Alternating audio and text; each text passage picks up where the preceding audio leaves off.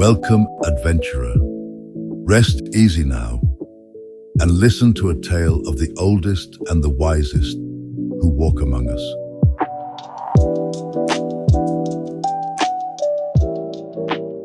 The wizards of Middle-earth are an unusual sort of folk.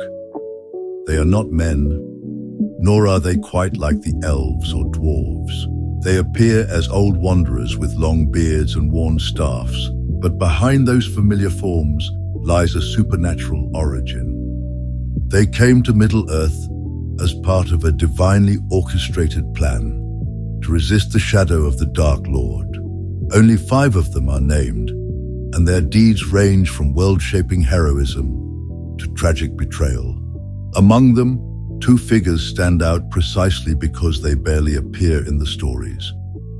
The Blue Wizards, the mysterious missionaries who vanished into the East. Today, we explore the origin of the Order of Wizards, their mission, and the tantalizing hints left about the fate of the 2 Blue Wizards. Their origin takes place in the Undying Lands, around the year 1000 of the Third Age. By then, Sauron was regaining strength. The king of the Valar, Manwë, called a council. The Valar concluded that Middle-earth needed help, not in the form of armies or cataclysmic intervention, but through wise counselors who could inspire resistance without dominating the free peoples. This point is crucial. Their mission was guidance, not control. They were forbidden to match Sauron's power with their own, or to dominate the peoples of Middle-earth, and their forms would wane if they deviated from their purpose. Only 2 Maiar volunteered for this mission. Curumo, better known to us as Saruman, a servant of Aule, and Ahlatar, later counted among the Blue Wizards. Manwë then commanded Olorin, whom we call Gandalf, to accept the task despite his reluctance and fear of Sauron. Yavanna persuaded Saruman to take Iwendil, known as Radagast, while Ahlatar took along his friend Pahlando. Thus the 5 emissaries were chosen: Gandalf the Grey, Saruman the White, Radagast the Brown, and 2 companions who would become the Blue Wizards. The wizards, or Istari, were Maiar in human guise. They took the form of elderly men, but age never overcame them, and their bodies were physically strong despite their apparent frailty. They were bound by restrictions. They could not dominate the free peoples nor show their full divine strength. Their roles involved inspiring courage, uniting disparate peoples, and sharing knowledge. Unlike Sauron, they were sent not to rule, but to guide the inhabitants of Middle-earth. This gentle approach often led to misunderstandings. The elves sensed that the wizards were more than they appeared and respected them, but they were disinclined to follow their counsel. Men misread their advice as commands and resented the idea of outsiders taking charge. Dwarves and hobbits had little contact with them and viewed them simply as strange magicians. Gandalf is the best known of the 5. In Valinor, he was renowned for wisdom and humility. When asked to go to Middle-earth, he initially objected, claiming he was too weak to face Sauron. Manwë overruled his objection, saying precisely his humility made him fit for the task. Throughout the Third Age, Gandalf walked among elves, dwarves, and men, learning their cultures and speaking many tongues. He became the mover of events against Sauron. He set in motion the quest of Erebor, the journey of Bilbo and the dwarves to the Lonely Mountain, in order to prevent a dangerous alliance between Sauron and the dragon Smaug. Later, he orchestrated the Council of Elrond, guided Frodo, rallied the Free Peoples, and fought in key battles. At the end of the Third Age, having fulfilled his mission, Gandalf sailed west with the Keepers of the Rings. Saruman, once wise and learned, he studied the lore of the rings and the arts of Sauron.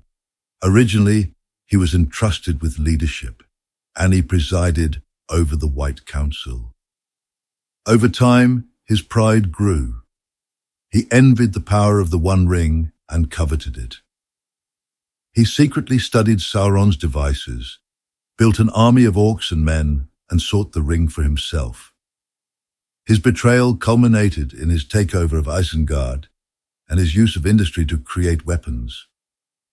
Ultimately, he was cast out of the Istari order. At the end of his arc, he was slain by his own servant, and his spirit was barred from ever returning to Arman, or Middle-earth.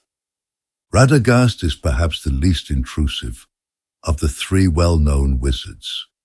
He loved plants, birds and beasts, and took up residence at Rosgobel near Mirkwood.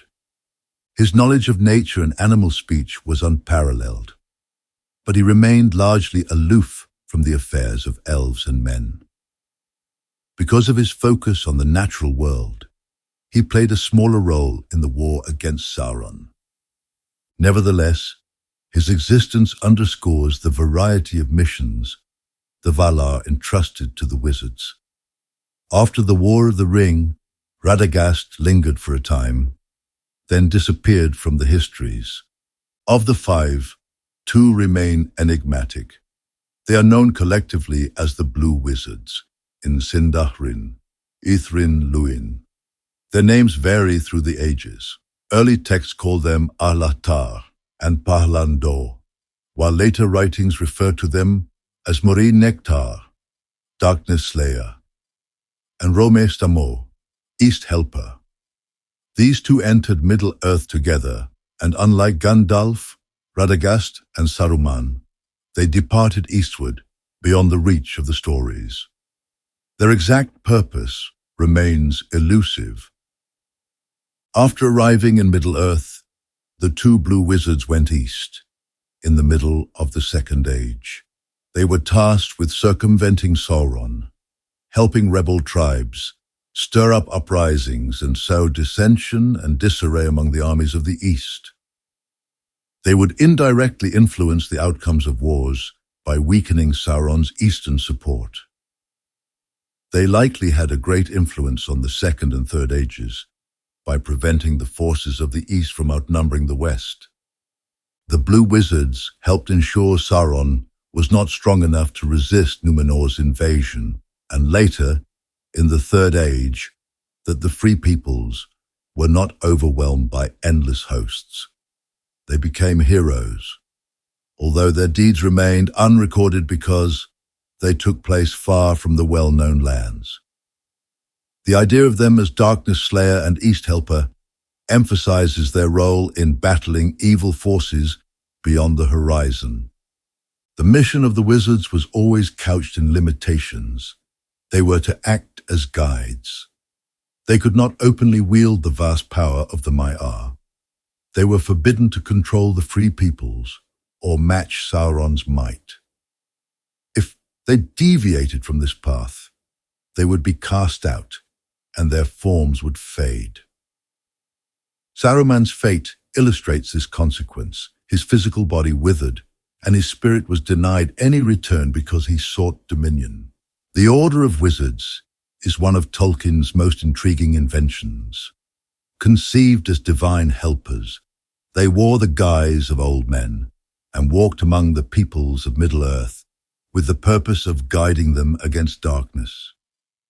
Their charge was to persuade, not to rule, to stir hearts, not to coerce. In Gandalf, we see the archetype of wisdom and humility. In Radagast, we glimpse benign detachment. In Saruman, we witness the peril of pride and the corruption of power. The Blue Wizards remain a mystery, existing in the space between draft and canon. Early writings cast them as tragic failures who founded strange cults in the East, while later writings redeem them as heroes who weakened Sauron's forces and earned the titles Darkness Slayer and East Helper. This ambiguity invites us to imagine their journeys. Did they wander across deserts and jungles, sharing stories of the Valhalla? Did they stand before kings of faraway lands and urge rebellion against a tyrant? Were they consumed by pride, like Saruman? Or did they quietly nurture pockets of resistance? Tolkien leaves us only clues, but perhaps that is fitting. In a world so richly imagined, there must remain some mysteries, tales whispered in the East, waiting to be told. Until then, the Blue Wizards will continue to fascinate readers and inspire stories that fill the gaps between what is written and what is possible.